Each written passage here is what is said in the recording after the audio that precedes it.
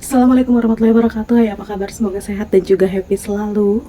Kasus kali ini datang dari Indonesia. Kasus yang menurut aku ini benar-benar gila dan juga plot twist. Kasusnya baru banget terjadi di bulan Mei kemarin, yang terjadi di Bayah, Lebak, Banten. Jadi ceritanya ada satu keluarga yang mengalami musibah perampokan yang disertai penghilangan nyawa. Tapi, apa ini murni perampokan atau kesengajaan? Sebelum lanjut, aku mau ngingetin kalau kisah yang aku ceritakan kali ini informasinya ada di media. Kalian kalau mau baca langsung boleh banget, monggo silahkan. Tapi kalau mager bacanya ya udah duduk manis aja dan simak videonya sampai habis.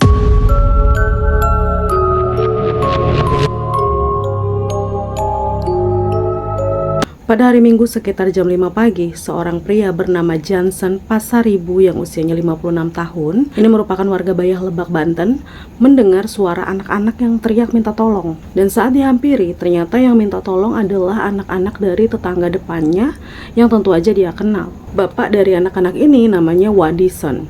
Johnson ini mulai bertanya ya, ada apa? Dan anak-anak ini sambil nangis minta tolong kepada Johnson. Kemudian Johnson juga ikut teriak minta tolong ke warga sekitar untuk bareng-bareng ngecek ke dalam rumahnya Wadison. Setelah masuk ke dalam rumah Wadison lewat pintu belakang yang gak kekunci, Johnson dan warga lainnya kaget karena kondisi rumah Wadison ini udah berantakan. Di dapur, anak-anaknya Wadison bilang kalau ini bapak saya sambil nunjuk sebuah karung. Dan saat dibuka karungnya, Johnson kaget lihat bapak dari anak-anak ini ya, Wadison, yang disekap di dalam karung dengan kondisi wajahnya ini udah babak belur, kayak habis dipukulin, kaki dan tangannya juga terikat kabel tis, dan Wadison juga dalam keadaan pingsan.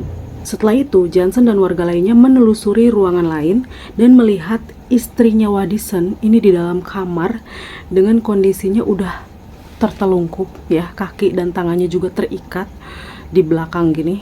Tapi Johnson ini yakin bahwa istri dari Wadison ini udah gak bernyawa. Dan Johnson ini bilang ke warga lain untuk gak masuk ke kamar tersebut. Dan saat itu Johnson yakin telah terjadi perampokan di rumahnya Wadison. Johnson langsung nelpon polisi dan menceritakan kejadian mengerikan pagi itu. Sambil menunggu polisi, Wadison dilarikan ke rumah sakit Sariasih. Dan sekitar pukul 5.30 polisi tiba di TKP, lalu mulai melakukan penyelidikan. Polisi juga meminta keterangan para tetangga, dan polisi juga menyimpulkan bahwa kasus ini adalah perampokan berdasarkan dari pintu belakang rumah yang udah rusak dijebol, perhiasan dan uang yang juga menghilang, dan rumah juga dalam kondisi yang berantakan. Jadi kayak seolah-olah nih perampoknya lagi nyari-nyari sesuatu yang berharga lalu dibawa. Polisi juga menduga bahwa pelakunya kemungkinan lebih dari satu orang. Di hari yang sama, siang hari, Wadison diperbolehkan untuk pulang. Dan setibanya Wadison ini di rumah, Wadison ini menangis histeris di samping jasad istrinya sambil memeluk baju istrinya. Dan hal ini juga direkam dan viral di sosial media. Selain Wadison, keluarganya juga datang dan turut berduka atas kejadian menimpa keluarga ini. Kemudian jenazah istrinya ini dibawa ke Rumah Sakit Bayangkara, Polda Banten untuk diotopsi.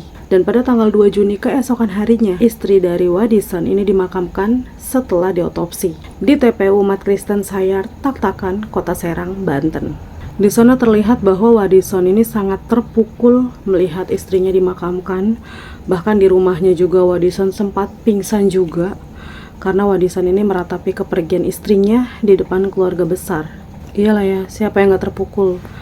Habis dirampok, istrinya juga harus pergi selama-lamanya. Setelah proses pemakaman selesai, Wadison dimintai keterangan oleh polisi. Karena meskipun Wadison juga korban, tapi Wadison adalah satu-satunya saksi dari kejadian malam itu. Polisi mulai bertanya nih sama Wadison, seperti ciri-ciri pelakunya berapa orang, apa aja yang terjadi, dan bagaimana kronologi malam itu. Dan saat dimintai keterangan, Wadison ini ditemani oleh kakak sepupunya bernama Tony Lembas Pasaribu, yang merupakan seorang pengacara dari keluarga istrinya. Di titik ini, Wadison ini cerita bahwa dirinya ini adalah korban, dan pada malam itu dia ini langsung dipukul sampai dia itu nggak sadarkan diri. Jadi dia nggak mengetahui nih pelakunya ini berapa orang, pelakunya ini siapa, nggak tahu. Karena saat diinterogasi ini kan didampinginya sama kakaknya. Kakak sepupunya ini mulai sadar kalau cerita dari Wadison ini kok sepertinya nggak konsisten ya, lebih ke berbelit-belit. Bahkan Pak Tony ini mencurigai Wadison, jangan-jangan ada sesuatu di balik perampokan ini. Ditambah lagi, anak-anaknya juga kan dimintai keterangan ya sama polisi. Anaknya yang usianya 7 tahun, ini bersaksi ya, yang paling gede. Ini bersaksi bahwa sebelum dia teriak minta tolong, anaknya ini dipanggil bapaknya si Wadison buat minta tolong ke tetangga. Dan saat tetangga pada datang, Wadison ini ditemukan kan dengan keadaan pingsan di dalam karung. Sedangkan ya, kalau dipikir-pikir lagi, kalau dia pingsan, terus gimana caranya dong dia nyuruh anak-anaknya ini minta tolong ke tetangga? Sebenarnya ya, di titik ini kecurigaan ini udah ada, tapi masih belum adanya bukti-bukti. Jadi setelah bersaksi ya, Wadison pun diperbolehkan pulang ke rumahnya yang ditemani juga sama Pak Tony. Dan keesokan harinya pada tanggal 3 Juni 2025 sore hari, Wadison ini dipanggil kakaknya di hadapan keluarganya. Wadison disidang dan meminta Wadison ini untuk jujur. Sampai berjam-jam Wadison ini masih kekeh kalau dia juga korban. Setelah terus didesak ya, sampai setengah 8 malam, Wadison akhirnya berkata jujur.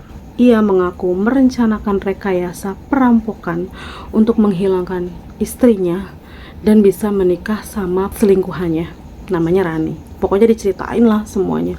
Gila kan? Sebenarnya apa motif dari Wadison membuat rekayasa perampokan ini?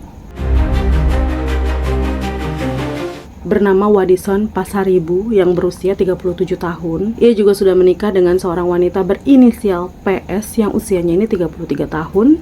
Dan mereka dikaruniai 2 orang anak yang usianya 7 tahun dan juga 5 tahun. Inisialnya MP dan juga DP. MP yang 7 tahun, DP yang 5 tahun. PS merupakan ibu rumah tangga, sementara Wadison ini merupakan karyawan koperasi simpan pinjam bank keliling ya. Dan karena pekerjaannya juga lah yang membuat Wadison ini jarang berada di rumah. Jadi dia tuh pulangnya bisa seminggu sekali atau bahkan sebulan ini 2 kali. Intinya jarang pulang lah ini Wadison. Warga ini tinggal di Bayah, Lebak, Banten. Meskipun Wadison ini jarang di rumah, tapi di mata para rekan atau tetangganya, keluarga ini merupakan keluarga yang cukup harmonis karena nggak pernah mendengar ada keributan. Dan sementara itu ya, Wadison juga di mata teman kerjanya ini merupakan orang yang baik dan juga dikenal humoris. Sayangnya ya, penglihatan para tetangga dan juga rekannya yang kelihatannya harmonis ternyata nggak selalu seperti itu. Karena pada bulan Maret 2025, PS ini baru mengetahui bahwa suaminya berselingkuh sejak tahun 2023 dengan seorang wanita bernama Rani yang tinggal di Kecamatan Bayah, Lebak, Banten. Siapa yang gak marah ya?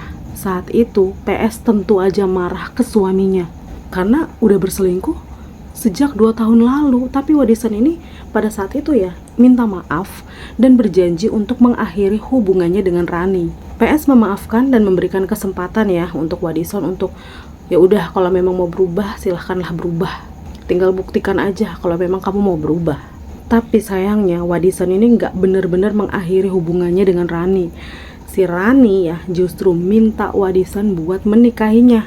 Dan dalam situasi ini Wadison ini bingung ya. Sisi lain pengen nikahin si Rani, tapi sisi lain Wadison juga nggak mau menceraikan istrinya. Tapi masalahnya, di adat Bataknya Wadison ini nggak boleh yang namanya poligami. Jadi satu-satunya cara untuk menikah lagi ya dengan bercerai. Tapi Wadison ini nggak mau pisah sama anak-anaknya karena nanti kalau dia cerai dengan istrinya, hak asuh anak ini pasti jatuh ke tangan istrinya.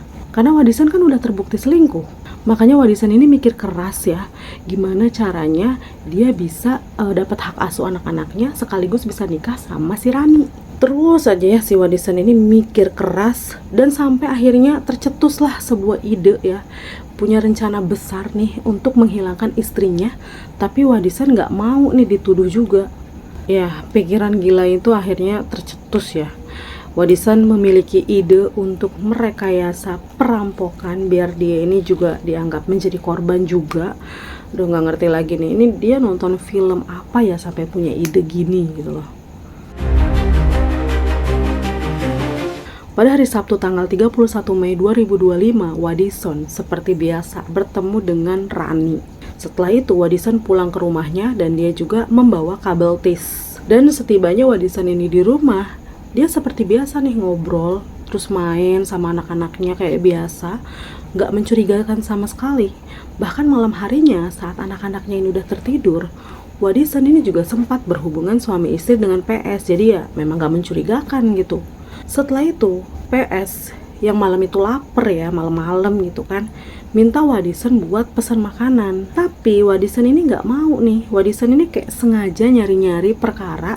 Biar apa? Biar PS ini marah dan mulai ngata-ngatain dia gitu. Karena kan dari tadi dia pulang, keadaannya kan baik-baik aja gitu, gak ada problem apa-apa. Setelah itu, mereka jadinya adu mulut. Bahkan gara-gara gak mau mesenin makanan, PS ini sempat kesel dan bilang, kamu itu cuma mau duitku aja, dasar mokondo. Denger itu Wadison marah, tapi cuma diem aja. Di dalam hatinya ya, dia membulatkan niatnya. Ya udah nggak ada lagi, selesai. Gitu. Pokoknya dalam hatinya dia aja. Setelah itu Wadison sengaja nunggu istrinya buat tidur duluan. Sampai tiba di jam 11 malam, Wadison ini lihat istrinya udah tidur lelap. Kemudian Wadison mulai mencekik istrinya dengan tangannya, dan seketika PS itu terbangun dan melawan sekuat tenaga.